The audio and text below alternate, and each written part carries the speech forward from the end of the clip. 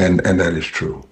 Watching his leadership, he taught several things. One, the name PUSH, People United to Save Humanity. He was always pushing us not to just see things in terms of black and white, but how black and white and brown and indigenous and Asian could come together. He never forgot Dr. King's lesson in 65 at the Selma to Montgomery March when he preached, and he said the greatest fear of the greedy oligarchs is for white and black, poor and low-wage poor people to come together and form a political bloc that could fundamentally shift the economic architecture of the nation.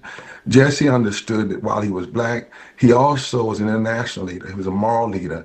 When he ran for president, you could find it on the back of a tractor in Iowa, you could find him in the Delta, Mississippi, you could find him in Harlem, you could find him wherever people were needed to be lifted up. And you notice we need this today because in his speaking, he didn't spend a lot of time tearing down his enemy. He offered a vision of hope, a vision to work for. He said, if I get elected, this is what we will do. And he understood that if you lift from the bottom, everybody rises. And we need that more than ever because he knew that that's how you challenge authoritarianism and racism. You have to offer a better vision and be willing to be determined and stay with it.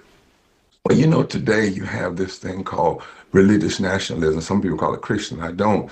Religious nationalism that's arguing that they are presenting a religious point of view. But Reverend Jackson understood what true bringing faith and morality.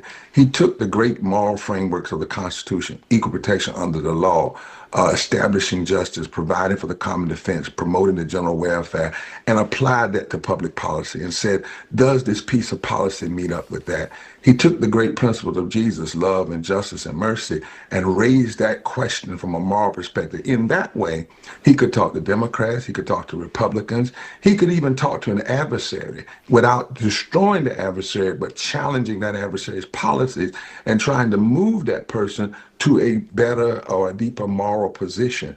That is something that is a real test of leadership. And so I remember when Jesse Jackson, for instance, on CNN had a program called Both Sides. He brought both sides together because what he wanted to do was for people to do serious analysis. One of the things he said to us often, don't be a bumper sticker leader. Don't be someone that just is phraseology but does not know the issues. And sometimes the reason why Jesse Jackson could put things in such short, pithy ways is because he knew the depth of issues. He knew both sides of the issue. He knew his adversaries' issues as well as they did. And he offered a vision. We call it a synthesis, thesis, antithesis, and synthesis. It's Hegelian. You learned some of that from Dr. King and some of his studies in theological school.